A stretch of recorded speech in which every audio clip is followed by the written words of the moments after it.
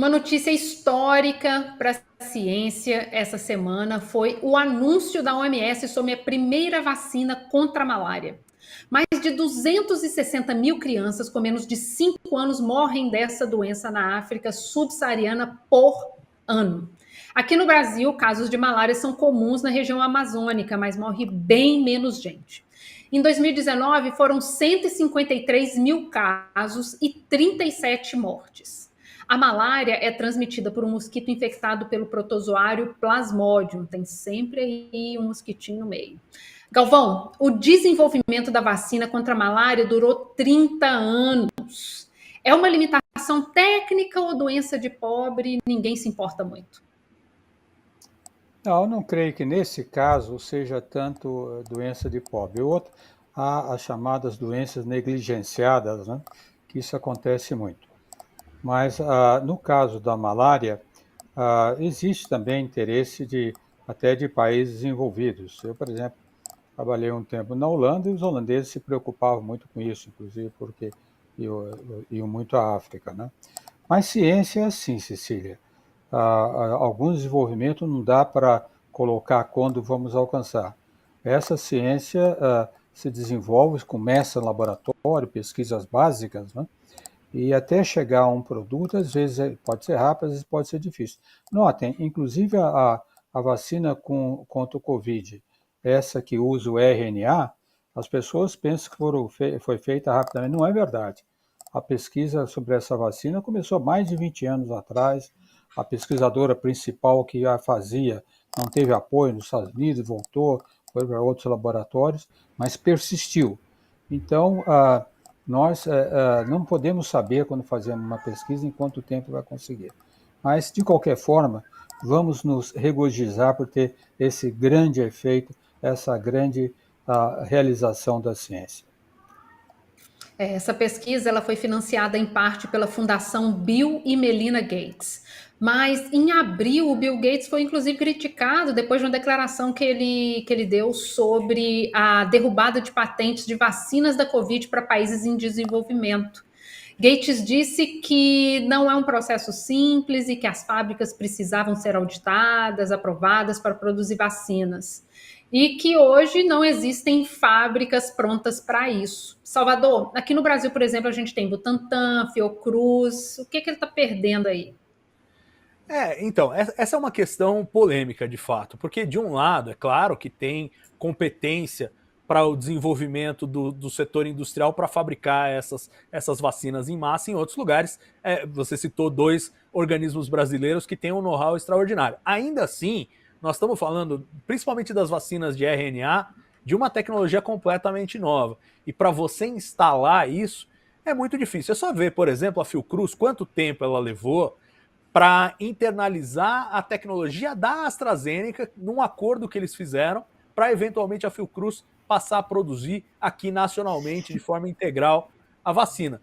Não foi uma coisa instantânea, a Fiocruz tem dificuldades para se adaptar, e isso assim, com o fabricante original cedendo a tecnologia e explicando, olha, faz assim, faz assado, a gente faz desse jeito, faz daquele jeito, e não estamos nem falando da questão regulatória. Primeiro a questão de realmente fazer essa transferência de tecnologia. Imagine você numa quebra de patentes, que é a revelia das empresas, se as empresas vão chegar, a Pfizer, depois que quebra a patente dela, vai vir aqui e vai explicar como é que faz. Não vai. E aí você tem um processo de desenvolvimento que poderia ser feito, mas no caso da Covid, a gente precisa da vacina ontem. Não adianta a vacina estar pronta daqui 3 anos. Daqui 3 anos a gente sabe fabricar. Né? Então, realmente existe um quê de, digamos, de política de boa vizinhança, essa coisa de defender a quebra de patentes, porque pega muito mal você falar, não vamos quebrar, né? Tanto que até os próprios Estados Unidos mudaram de postura e o Biden se mostrou depois favorável à quebra de patentes, mas todo mundo sabe que a quebra não ia resultar como de fato não resultou, né? nessa distribuição da fabricação. E aí tem toda a questão regulatória, a gente vê vacinas que já estão em produção, que foram aprovadas em alguns países, que ainda não conseguiram ser aprovadas pela Anvisa aqui no Brasil. Ou, por exemplo, o lote da Coronavac, que veio de outra fábrica que não tinha a aprovação da Anvisa e o lote foi confiscado, não pôde ser utilizado. Então tem umas questões regulatórias que também travariam. Então é assim, é uma faca de dois gumes. De um lado tem a tecnologia assim, e a capacidade de desenvolvimento, se houver investimento, para você desenvolver uma versão, entre aspas, genérica da vacina com a quebra de patentes.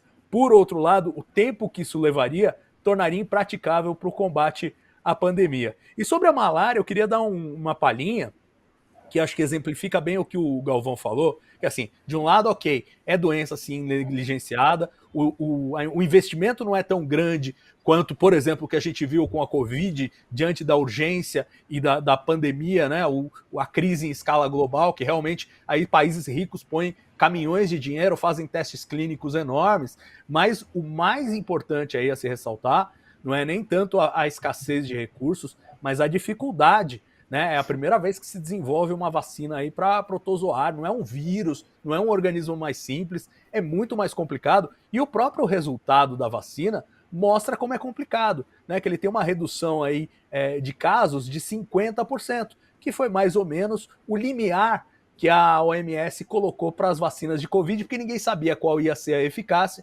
Falou, ó, se der 50% já está valendo, vai reduzir pela metade os casos. Então, embora seja um avanço fantástico, o próprio fato de que é uma eficácia ali no limiar do que seria aceitável, mostra que é um troço difícil mesmo, e o desenvolvimento de 30 anos tem muito mais a ver com isso, com a dificuldade de desenvolver uma vacina eficaz para esse tipo de micro-organismo, comparado com vírus, que a gente já tem mais ou menos algumas lições, e mesmo assim, com vírus de vez em quando fica bem complicado, basta ver a questão do HIV, que é uma pandemia em curso desde os anos 80, e a gente ainda não conseguiu uma vacina eficaz. É como o Galvão falou, não dá para prever. Você faz as apostas, os grupos de cientistas investem, bolam estratégias e vão a campo, vão testar.